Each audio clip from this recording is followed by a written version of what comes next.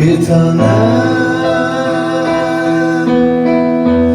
Neden hep susuyorsun? Susmak neyi halleder? Neden anlatmıyorsun? Susmak neyi halleder? Neden anlatmıyorsun?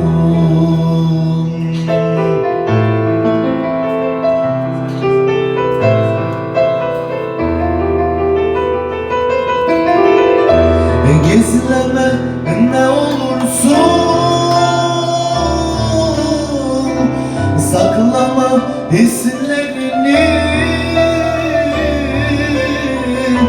Sen de bana aşıksın,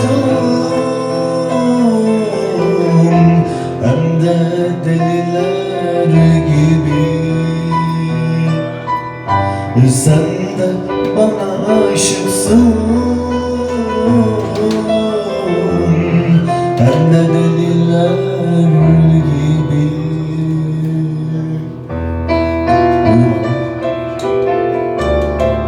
Neden sustun gözlerin? Neden mahzun bakıyor? Gözlerinden sanki bir şey saklıyor.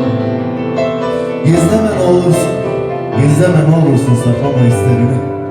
Sen de bana aşıksın, sen de Ozan'a aşıksın, hem de deliler gibi. Hem de deliler gibi.